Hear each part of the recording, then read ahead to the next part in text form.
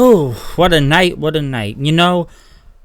I wasn't even know if I was gonna do a review tonight, and it may be a little bit hard to speak when I'm gonna be doing this review. I've had a lot of dental work done today on my teeth for almost 4 hours. I'm not gonna get in that whole story because I'm not out of the woods yet, but I am in at least better condition than the pain I was in earlier, and I just took some pills that was prescribed to me. So I had taken that one in a few minutes, probably during this review, but I think I am good to do this review. I am gonna, take it a little easy, and here it goes.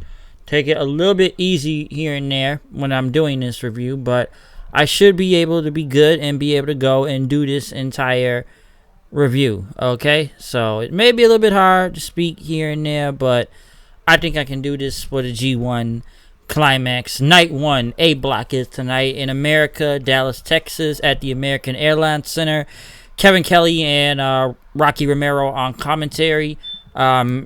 This show, now I know, listen, I had a fun time watching this show tonight, because this show was like from 5 o'clock.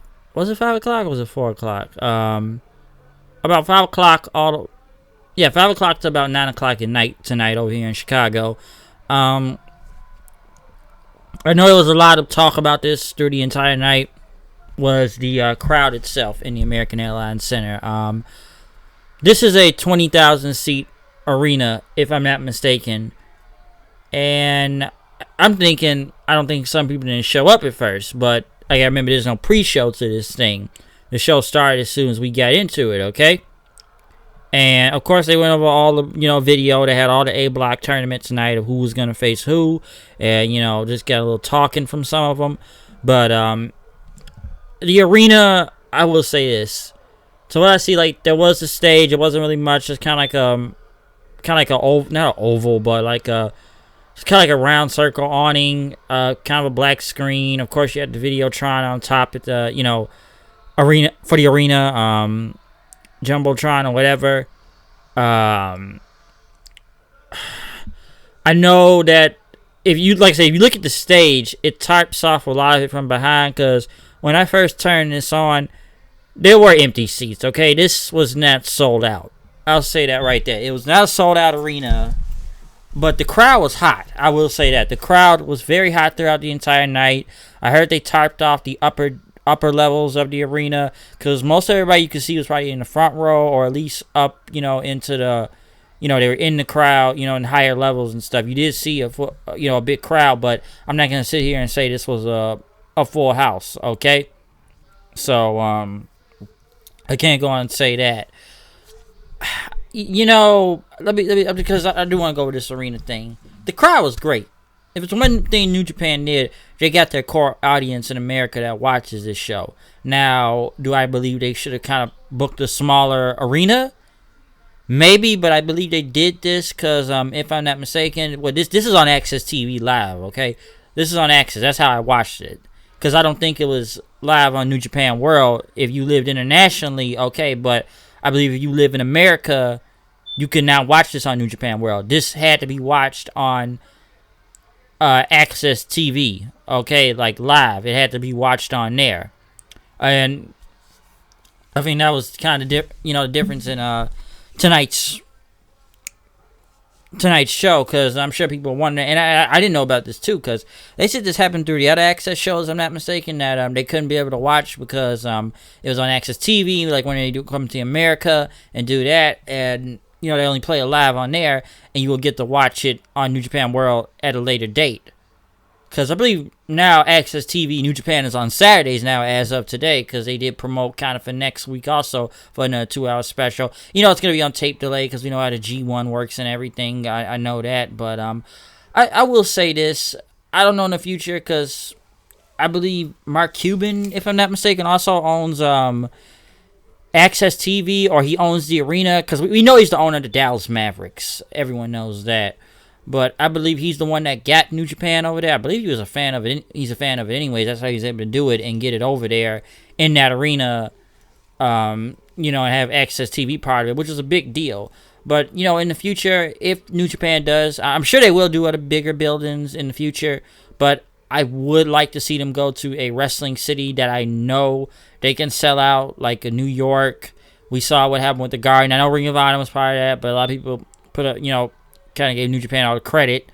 Come to Chicago. Trust me, if they come to Chicago over here, they will sell that shit out fast. I promise you that. That and pro wrestling tees, and you have meet and greets and whatever. That would be a big thing if they come to like the United Center over here in the heart of the city. That'd be a big thing for New Japan. I promise that would sell out.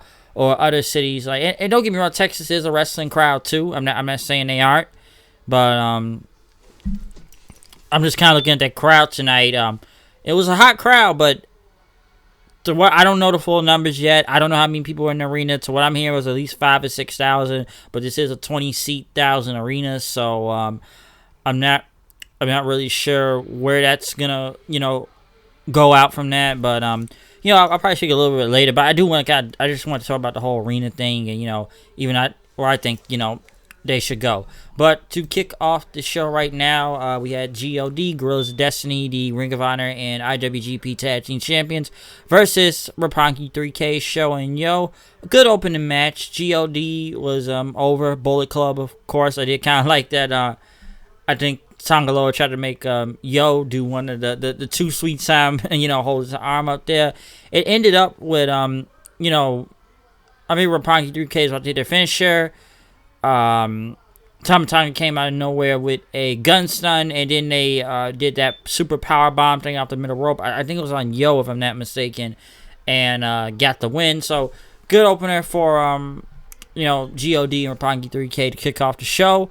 I know most of these tag matches, when you see this during the G1, are just previews for the G1 match itself. Because the next match on the card, Tomohiro Ishii and Shota Umino versus Jeff Cobb and Ren Narita. This was a really fun match. Overall, it previews Ishii and Cobb. Cobb is a fucking beast, okay? Cobb and Ishii were just, beating the hell out of each other. And it's not even that block yet. And I believe B-Block is next Saturday, if I'm not mistaken. But, I believe it is next Saturday. But these two were, beating the hell out of each other. Of course, they had the young boys out there, also. But this was a fun little match. Just, it's just a preview. They didn't give you everything, but they put enough out there to get the crowd going hot. Cobb and Ishii were over, okay? It was just a good taste right now. So, I am looking forward to the match next week. It ended up with, I believe Cobb got the win. Yeah, Cobb got the win during the tour on the islands on Umino. So I am looking forward to him being in the G1, because I believe he's the only person from. I believe he's the only person from Ring of Honor that is actually in this match.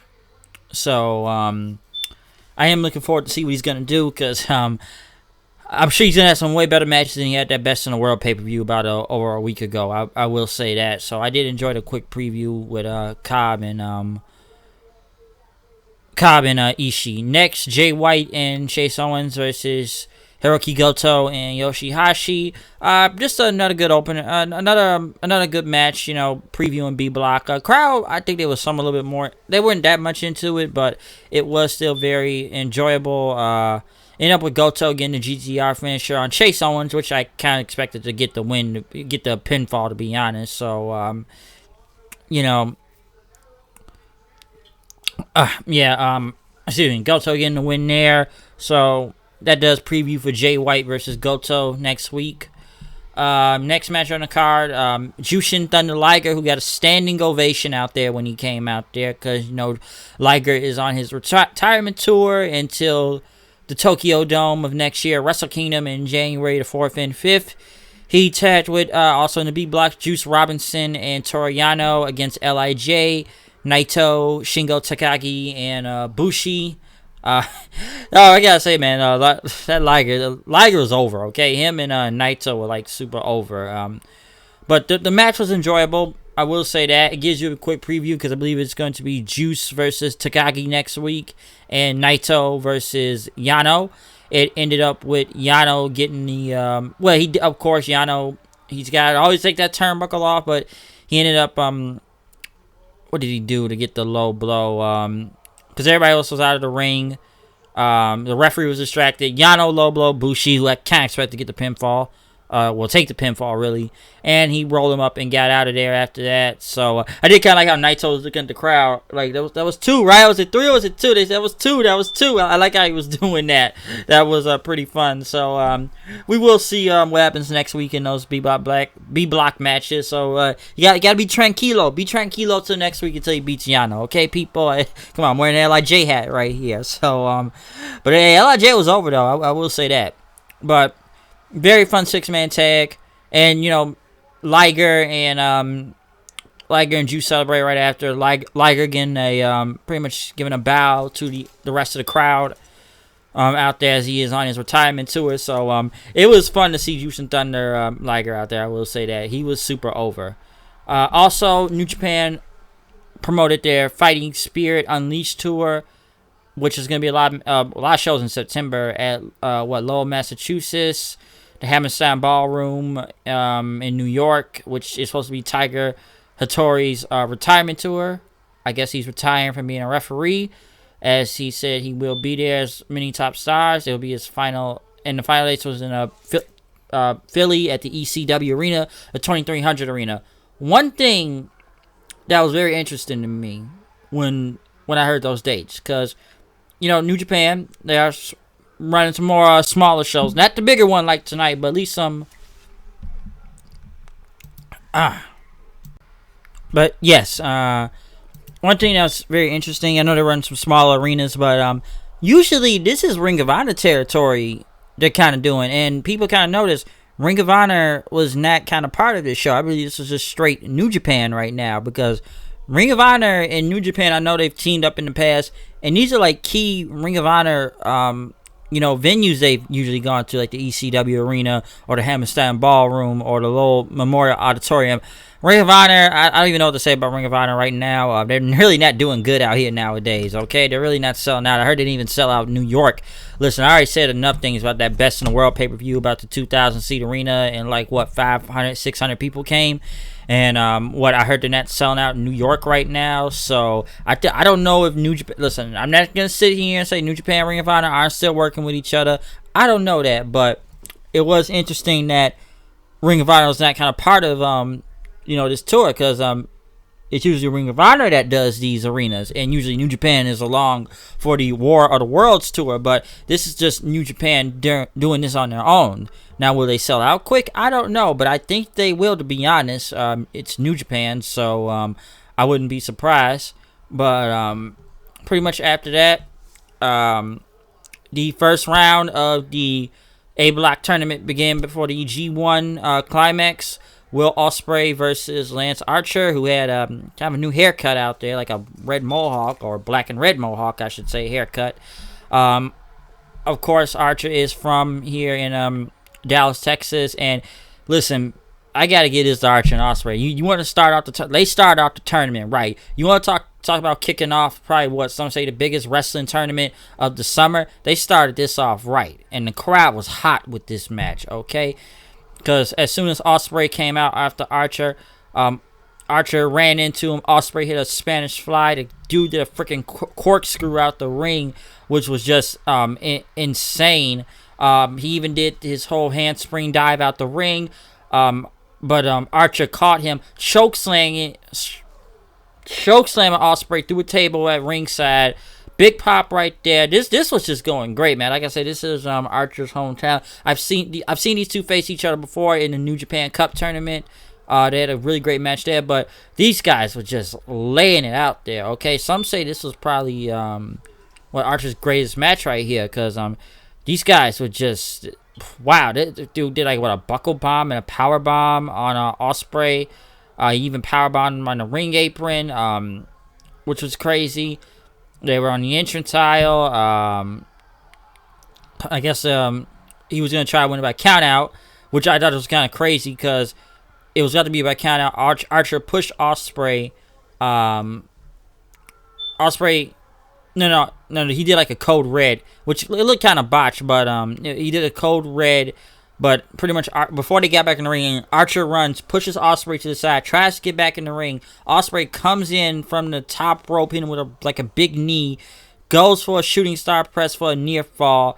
but Archer kicked out. Ospreay tried to go for the Oscutter. It did not work. He had blood coming from his nose at one point. Archer had punched him up. He even did a muscle buster in the blackout. But once again, Ospreay kicked out. Like I said, Ospreay could just have a great match for anybody. Ospreay's just been having a killer year this year, okay? He's just been on a roll. But pretty much, as they say, he was the only man to kick out of the blackout. Archer did like the Iron Claw move, kind of like the Von Erichs, and it's Dallas. But Ospreay was able to get out of there. Kind of like when the referee kind of tried to stop him, and he said, "I'll fuck you up." He told the referee. I thought that was pretty funny. Pretty much then Ospreay, he had a Spanish fly from the top rope on Archer from the top rope, which was pretty crazy. He went for the Stormbreaker. Archer got out of it. Ospreay tried to kick him several times so he could put him in that Stormbreaker, but it did not work. Ospreay had hit him with a crazy amount of super kicks, I will say that. But Archer, got him off as he was trying to get on the top rope. Archer pretty much had like a full Nelson. Ospreay got out of there again, but Archer came back and pretty much hit with a knee to head. He hit the blackout finisher from the top rope, or the middle rope. Pretty much got to the ground, hit the Iron Claw for the pinfall. Lance Archer, 2 points right now against Will Ospreay. So some say this is probably the best match Lance Archer has had ever in years, to be honest. And I guess they say he hasn't been in G1 in like 5 years now, to what I've heard. And I haven't really seen him around New Japan lately. Some say he had a back injury or back surgery lately. And I don't think his partner's in New Japan anymore. Davey Boy Smith Jr. of the Killer Elite Squad. I think he's more doing an MLW nowadays, part of the New Heart Foundation. But some of us set off Archer right here.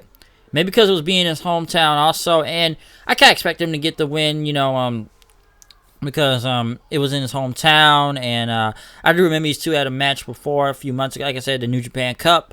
And, he was going to get the win here. But Archer, I'm looking forward. This is probably, some say, the best, like I said before, say he's at the best match of his career, and he made a believer out of people tonight. I really believe he did. So, him and Ospreay just put a great match. If you want to start something out right for the G1, they started out great, okay? They had to start off right if they wanted to get this thing hot. But, Ospreay, once again, also proven, he can hang with the big guys. So there's going to be more of these two throughout this tournament, and it's going to be some more upset wins. But like I said, this is just night one right now here, people. This is night one. We got more to come from this.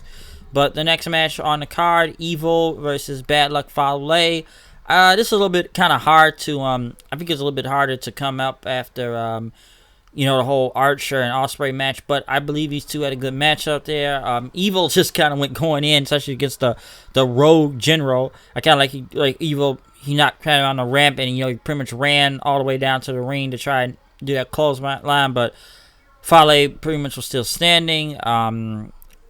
They were pretty much on the outside. They must let chairs involved during this match, especially with Evil, since the referee never really stopped it because he put a chair in Evil's neck. No, he put a chair in Fale's neck and crashed him into the corner, like the turnbuckle corner outside. Fale had a choke slam on Evil after that for a 2 count.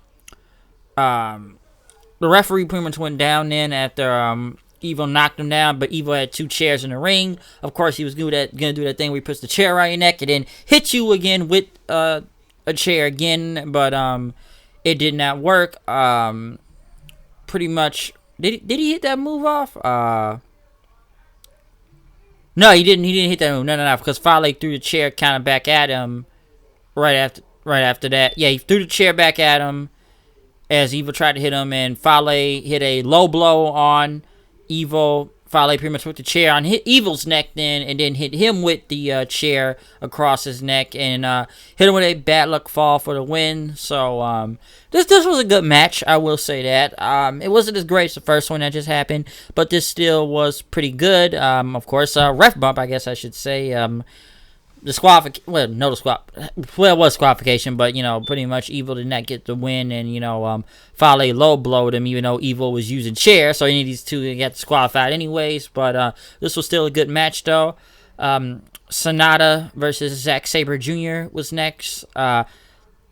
Zack Sabre Jr., of course, he had the Rev Pro Championship. I will say it does kind of suck that Tachi Michinoku could not be here to do the, he is ZSJ. He is Zack Sabre Jr. Dadeska, who's gonna win. I love his entrance with Zack Sabre Jr. I kind of wish Taka was able to make it, but he went against Sonata.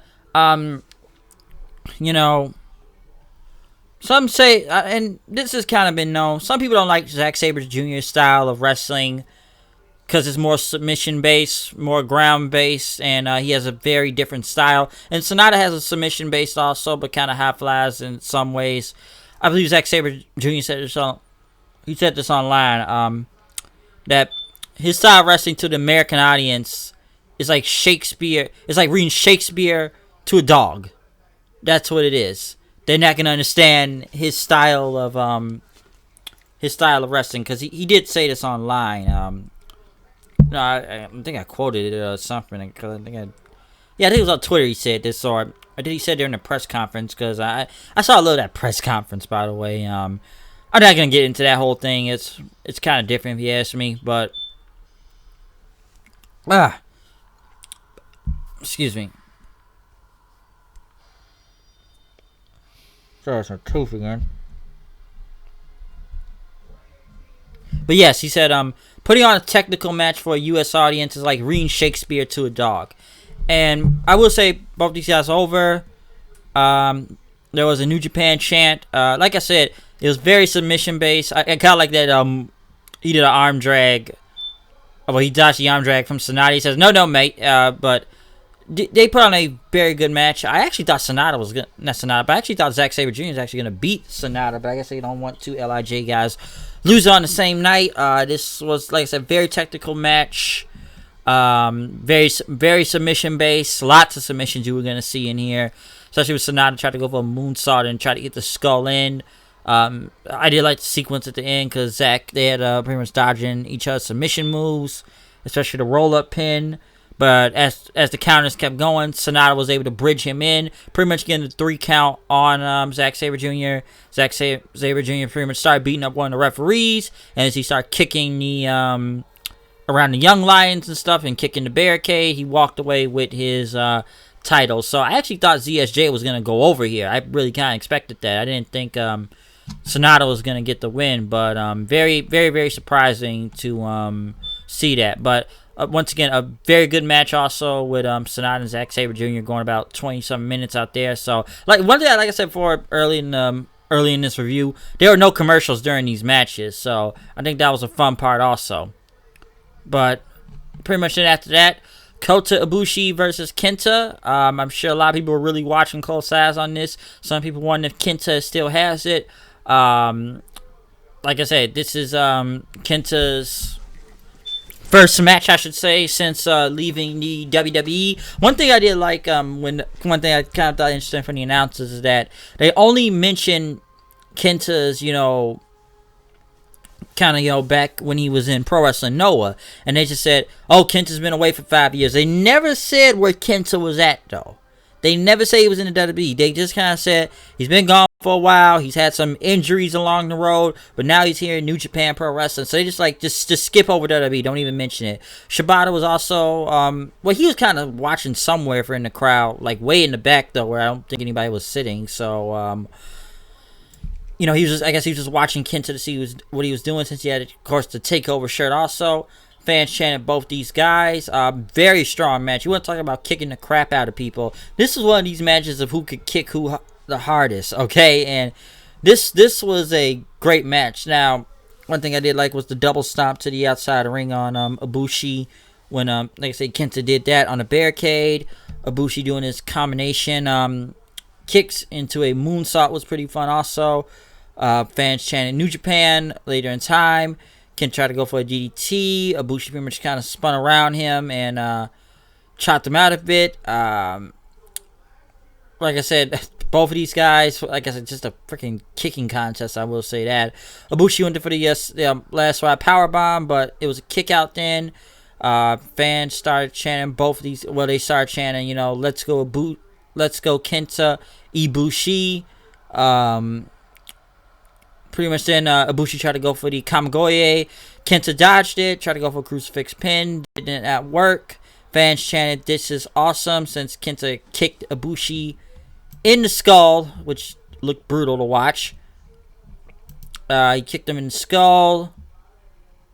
Pretty much then after that, both guys started hitting each other with forearms. Then after that, Kenta kicked him like three in the head on Ibushi. Ibushi got up.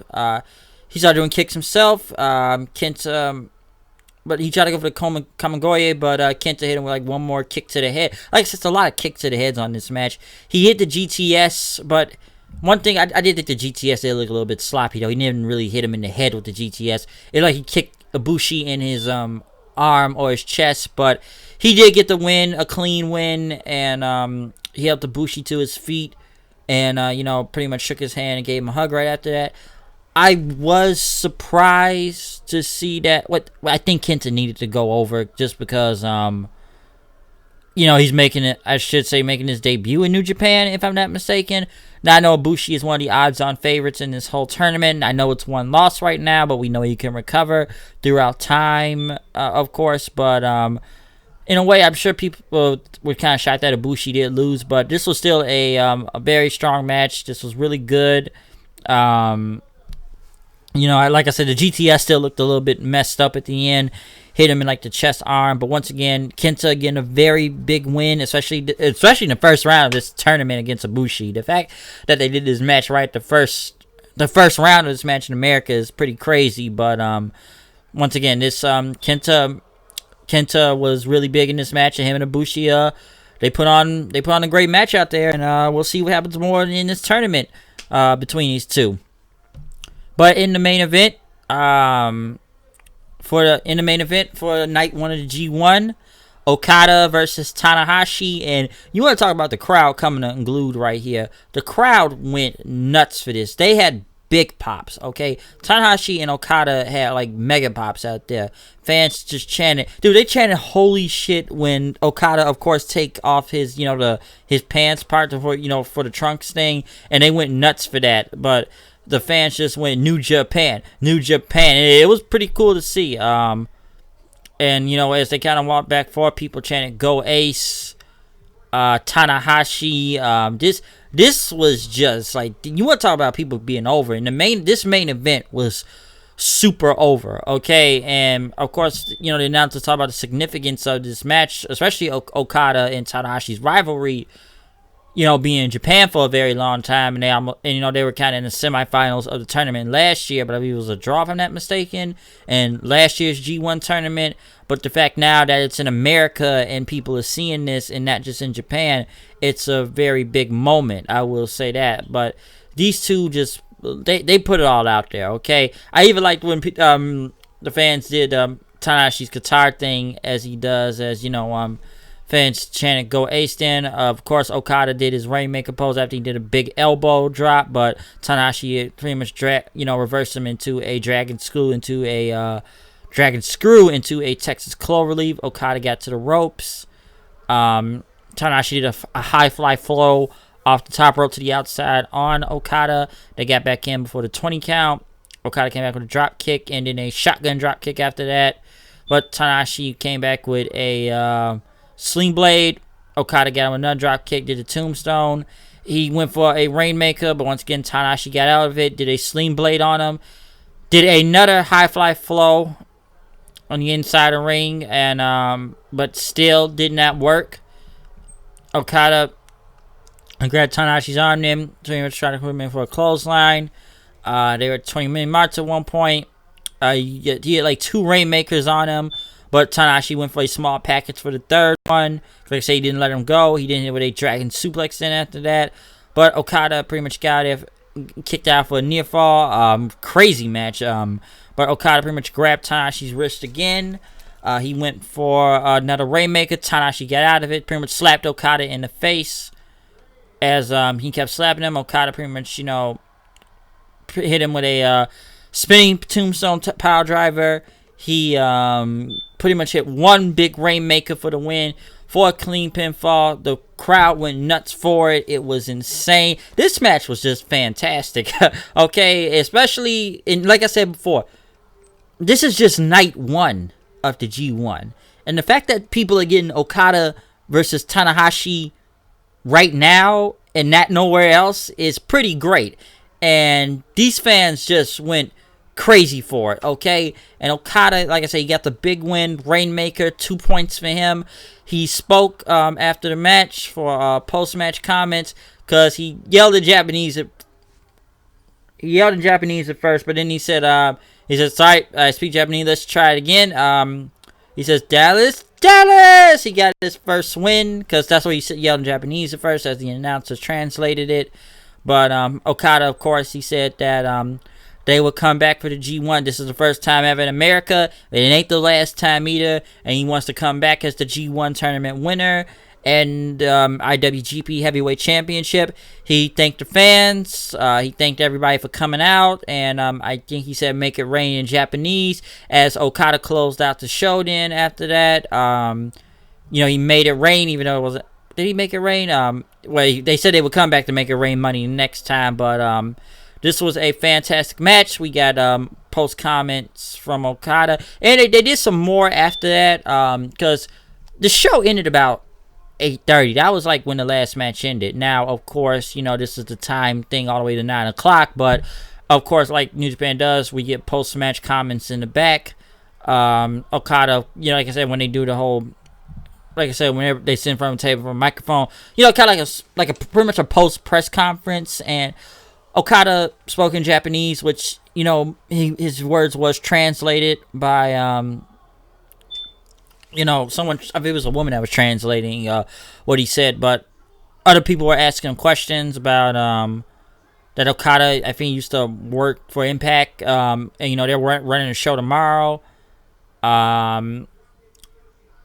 I forgot what he said, because he said something about that, but, they asked him questions about what do you think about the crowd tonight, and, I saw a little of it. I didn't, watch all, I watched it, but I don't remember everything he kind of said in his post, like I said, in the press conference thing, with the questions they were asking him. But those were some interesting questions if you want to go back and look it up. But, of course, Kevin Kelly and Rocky Romero pretty much closed out the show.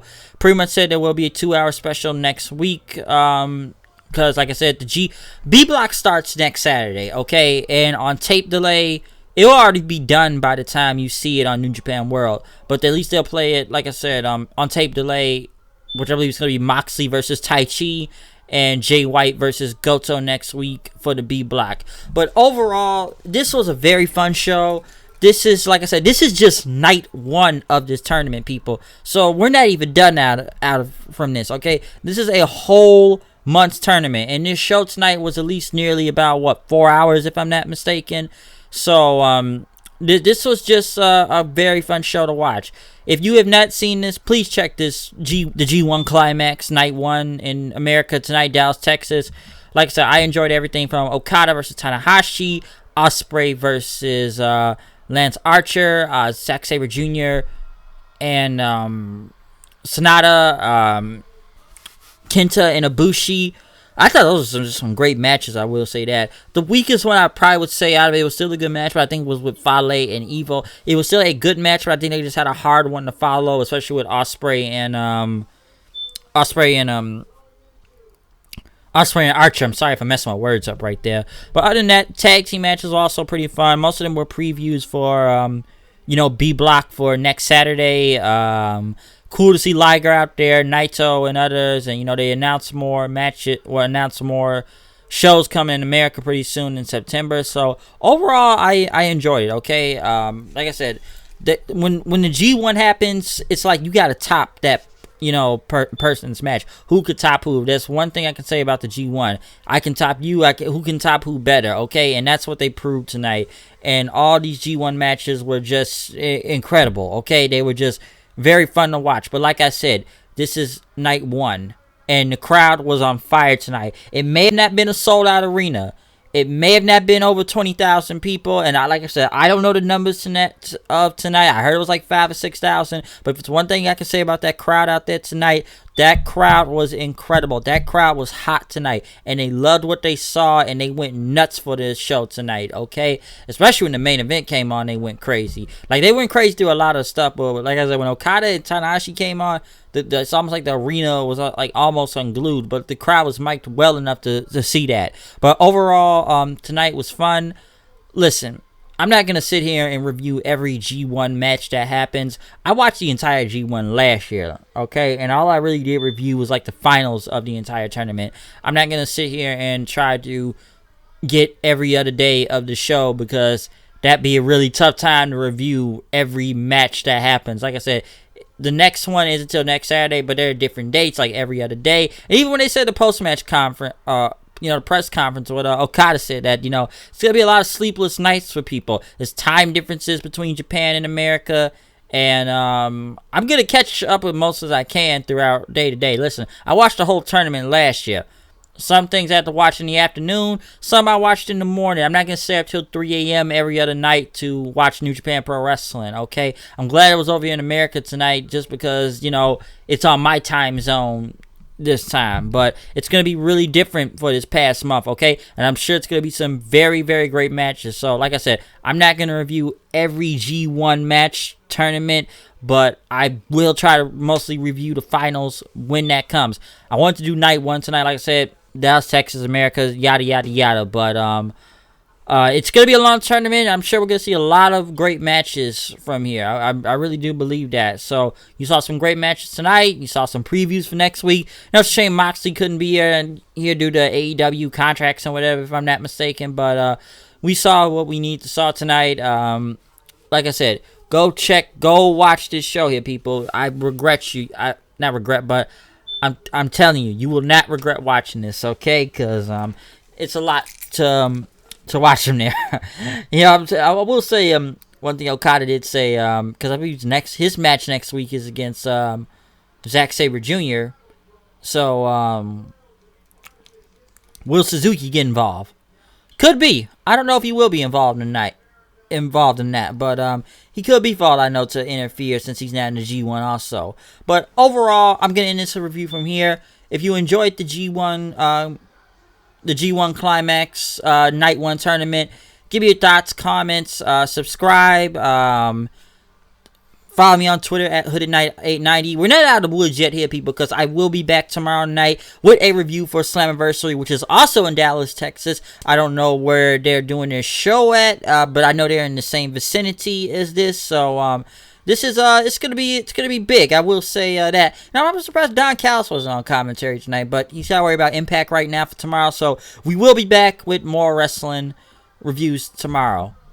But overall, I hope you enjoyed the G1 Climax Night 1 tonight. I will see you guys later. Well, most likely, I'll see you tomorrow night. So I'm out here. I'll see you guys later. Peace. I'm glad the show ended at 9 o'clock because this gives me more stuff to do I need to take care of, and I take this other medicine for my teeth. I'm out of here. See you guys later.